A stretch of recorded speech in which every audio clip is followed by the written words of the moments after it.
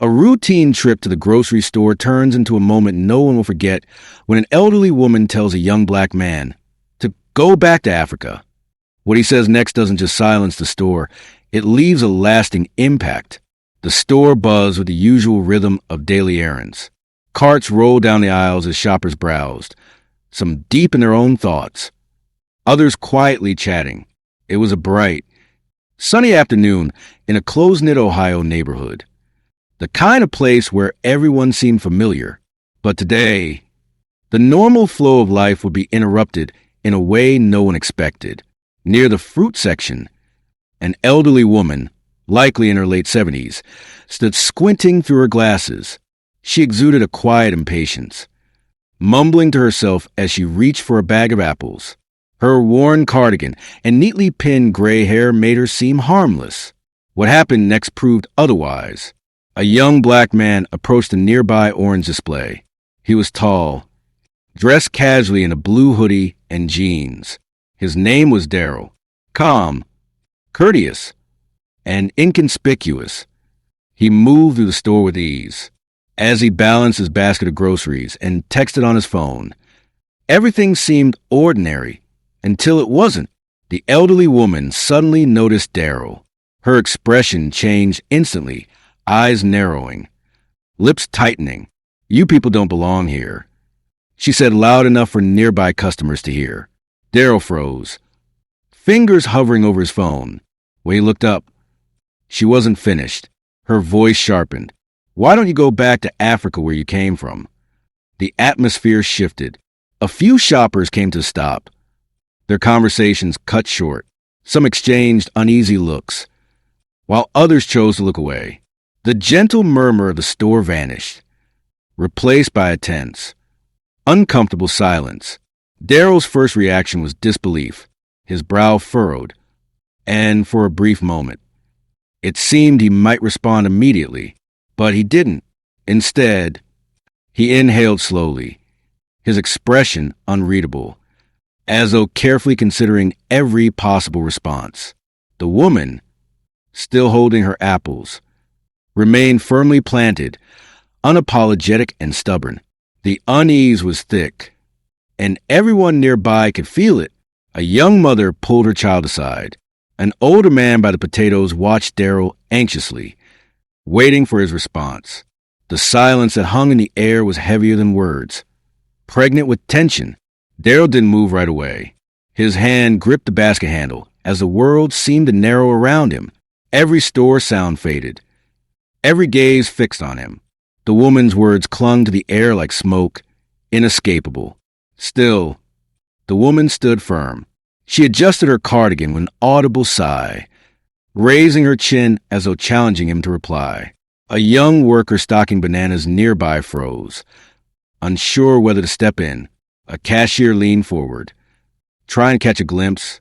The growing crowd didn't approach, but they didn't leave either. They were part of it now, witnesses, whether they wanted to be or not.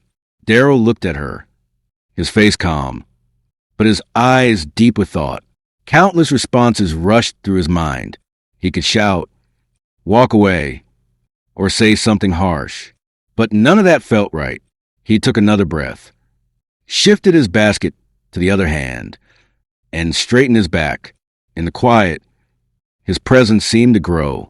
When he finally spoke, his voice was steady, clear, controlled, and direct.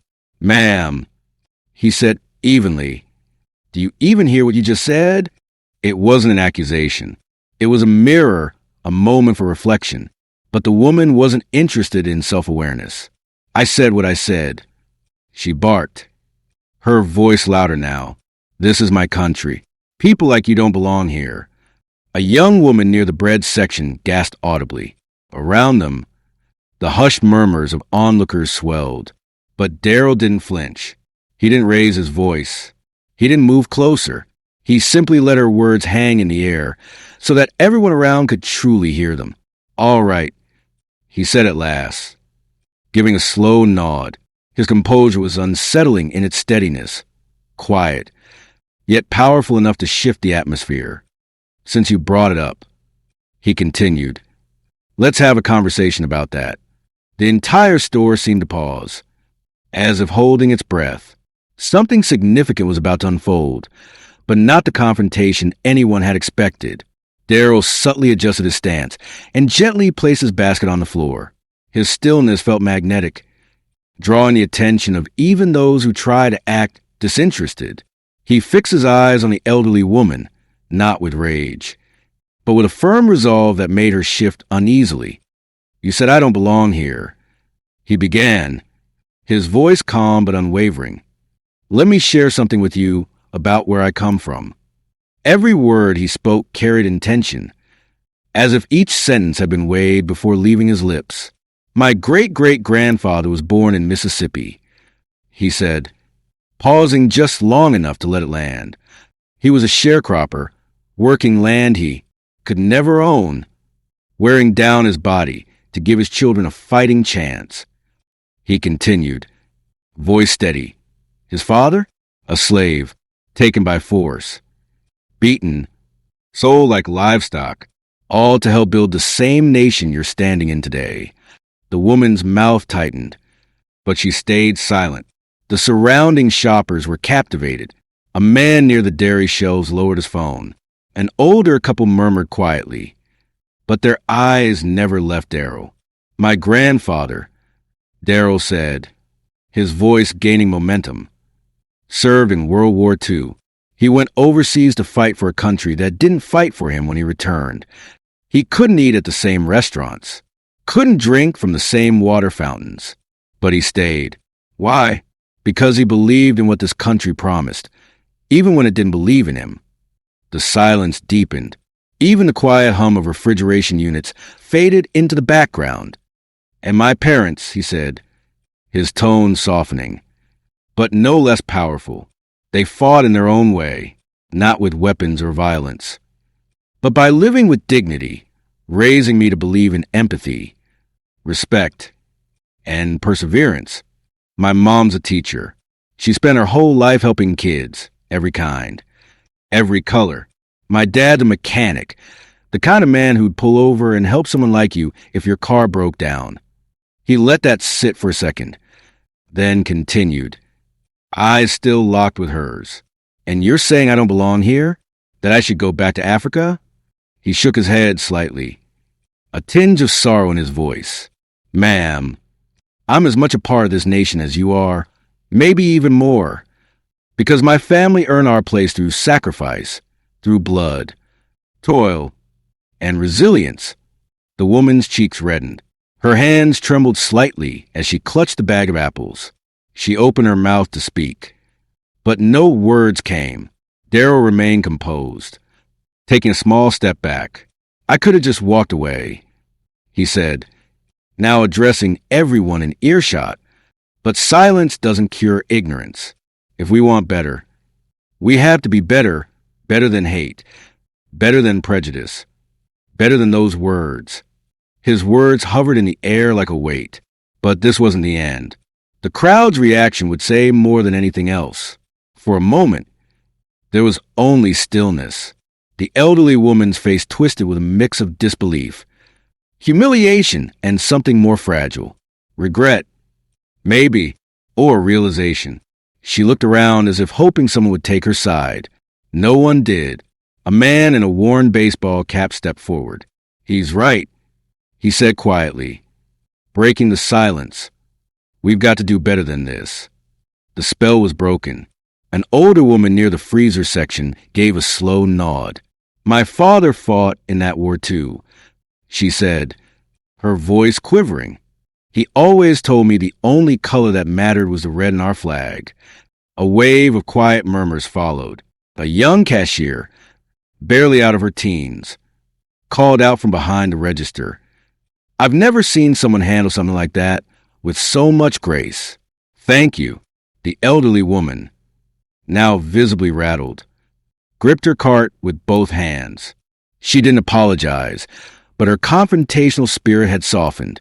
When she finally spoke, her voice had lost its edge, almost pleading. "I mean," she began, but trailed off.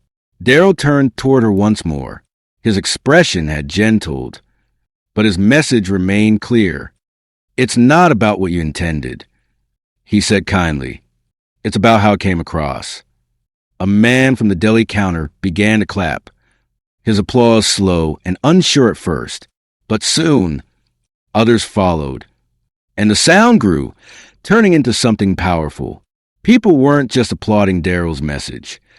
They were honoring the strength it took to stand up to hatred with grace.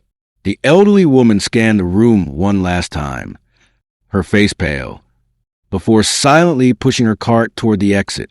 As she walked away, several shoppers approached Darrell, their expressions full of emotion.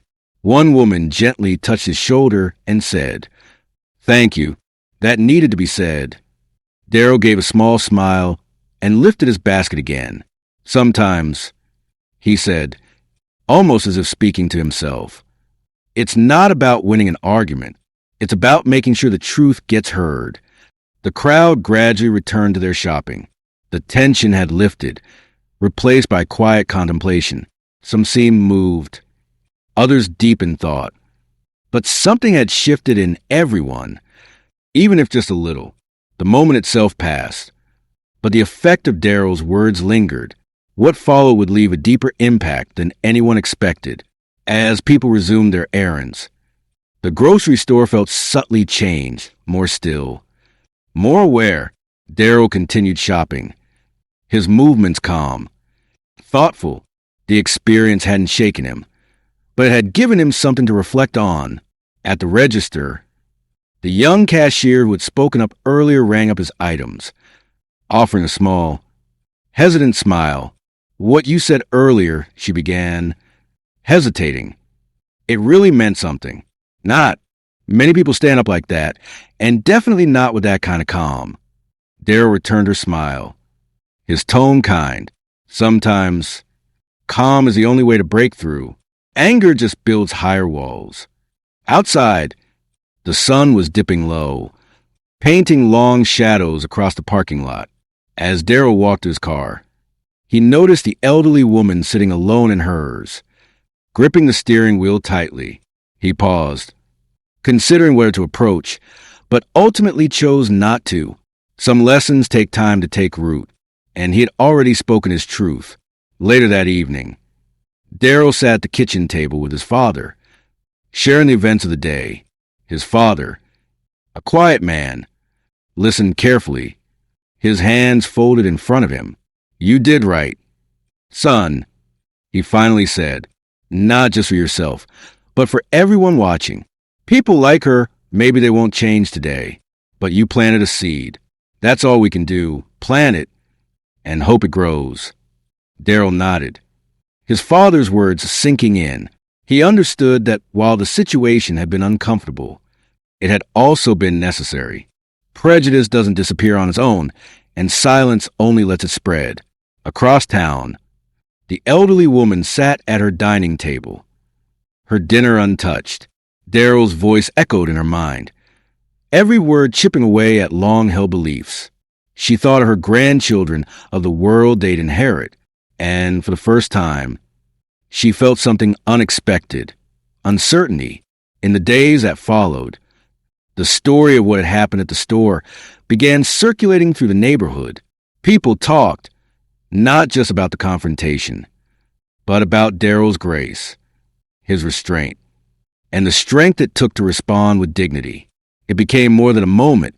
It became a message, a reminder of how deeply words can cut or heal, and how important it is to speak up when it matters. Darrell never sought recognition, but his actions made waves he never imagined. Strangers thanked him, shared their own stories of bias and survival. His quiet courage had opened doors for conversations long avoided. Even the elderly woman began to change. It wasn't immediate, but she started to examine the ideas she had held on to for so long. She wasn't sure she'd ever cross paths with Darrell again. But if she did, she hoped she'd be brave enough to say she was sorry. Moments like these remind us of something powerful. Kindness, courage, and truth can break through even the hardest walls of ignorance. They show us that standing tall doesn't always mean raising your voice. Sometimes it means speaking calmly, with conviction, and letting the truth speak for itself. To those watching, remember, your words and actions carry weight. They can wound, or they can heal. They can divide, or bring people together. If the story touched you, don't forget to like, share, and subscribe. Together, we can amplify stories of hope, bravery, and understanding and help shape a better world.